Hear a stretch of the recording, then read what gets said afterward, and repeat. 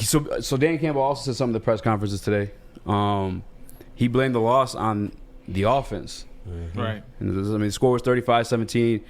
I kind of agree with him a little bit. I mean, like, obviously the defense did what they did. Like, they couldn't stop Aaron Rodgers, but like where they were getting the ball, like, are we forgetting that the 2 fumbles, the interception, the turnover on 4th down, like. Right. That's why I say I got my numbers. I'll save them for later. Right. Well, I guess we're there now. Yeah. I apologize, man. I'm just. I'm just we're good. That's what I'm saying. For instance, all right, the Lions' second youngest roster in the league right now, right? Like young as fuck. Majority of that youth is on the defensive side of the ball. Not to mention we're missing Jeff Okudah. We had Ify Malafanu, rookie, starting against the reigning MVP, and Devontae Adams. You know what I'm saying? Like, right. And he didn't look bad. And they held him to 14 points in that first half. You know what I'm saying? Like, but once he went down, that's when shit got a little iffy. No pun intended. You know what I'm saying? But I don't know, man. Like, that was supposed to happen, though. You know what I'm saying? Like, we're hella inexperienced in that side of the ball. And then as soon as, like, that, if he went down, we had to make, like, different substitutions and stuff like that. Aaron Rodgers started doing his patented hurry-up offense, you know what I'm saying, where he's catching motherfuckers, like, still making 20 or 12 men in the field and stuff like that. Like, doing what Aaron Rodgers does. And guess what, guys? The second youngest roster in the league, majority of that youth being on the defensive side of the ball. They look like the second youngest roster you know what I'm saying? in the league. And we knew this going into the season. None of us were high on this team, you know what I'm saying? But, like, the fact that we kept them to 14 the first half, like, I like that, you know what I'm saying? But I wasn't saying this, though, too. I'm sorry for bailing defense out because they did still let them score. But, again, the turnovers. Right. And that 4th down we talked about last night. There were 2. I rewatched the play. There was only 2 people open for sure. You could say 3, but definitely 2. Swift. Yeah. I think the other one was it wasn't Hawk. Hawk was running deep. I think it was maybe Amon Ra. Whoever. I'll put it in post production, whatever. But maybe Cephas. You know what I'm saying? When they get the ball there or the fumble, you know what I'm saying, right there, like, and that's fucking Aaron Rodgers. You got a young ass defense. Like, what do you think's gonna happen? You know what I'm saying? Like, the defense is about to get scored on. I mean, they definitely like fucked up, yes, but like the offense put them in shitty situations. The defense couldn't get off the field.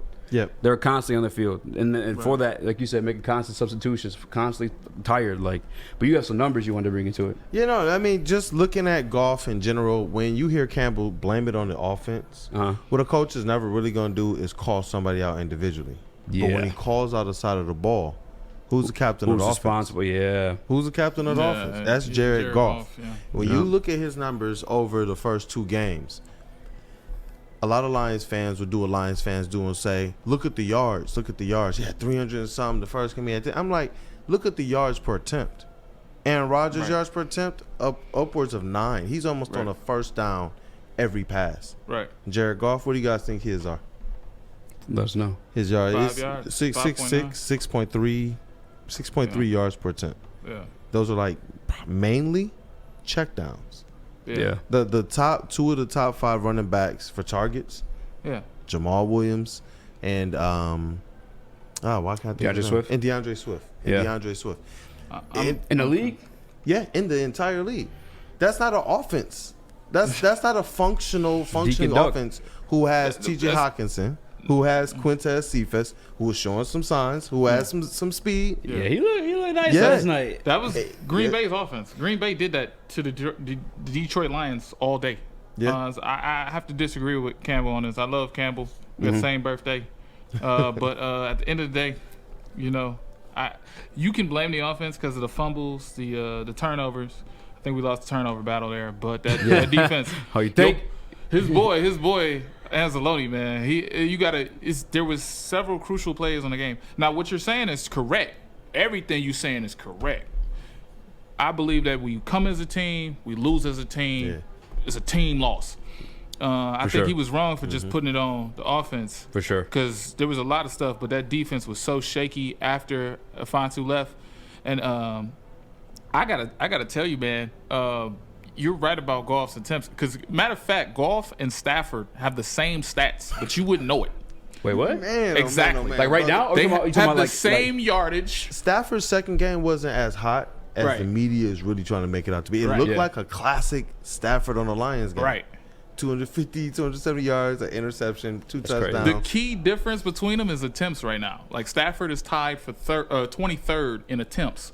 And Goff is first with 110 attempts in 2 games.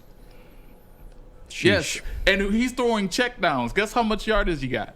584 is his yardage. Games. And how many attempts? 110. That's wild, man. He had 110 passing plays. Oh man, they got to do something different. And Stafford has what? He's tied. His attempts are like 56. He has 56 attempts, and he has. I got it. Yeah, you got. Yeah, 56 attempts. What else? You gonna look at the yards? Or the yards is 599.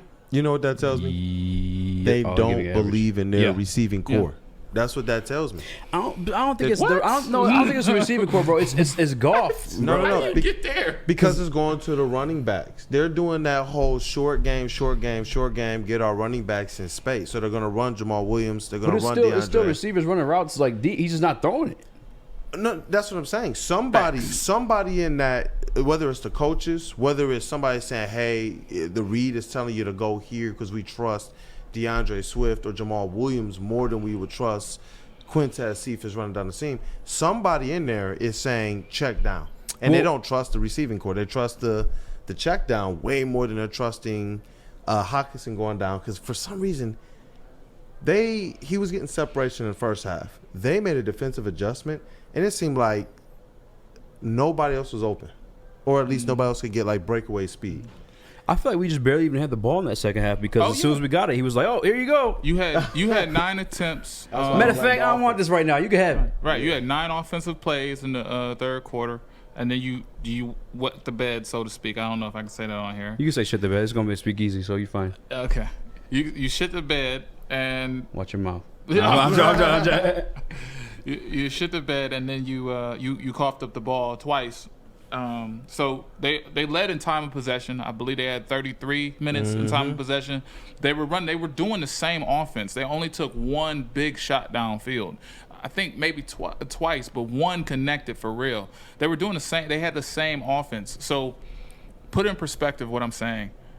The Green Bay had the same game plan similar to us. They were going to attack the linebackers, pass it to their running backs, and get their guys in space. At the same time, the one time we changed our scheme, they went to iffy. Obviously, Devontae Adams got that long 40-yard pass, and they still did what they were doing before with these short, quick passes to the running back. Yeah, and that's. You say it's not an offense, but it worked for them. Yeah. No, I didn't say it's not an offense. It's an offense. What I said is somebody within the Lions doesn't trust their receivers. First game, who would have thought the top 3 in receptions? Hockenson, Swift, tight end, Williams, running back. Yeah. Now, whether it's by design, I think that if they had KG here, if Kenny Golladay was here, I don't think that these numbers would look that way. You look at the second game, if they had somebody that I believe they trusted as a wide receiver, they would use them just like the Green Bay Packers used Devontae Adams. You don't need him to necessarily go and get 20 receptions, but you're going to need someone who can blow the top off of a defense to say, you know what, let's stop the middle. Right.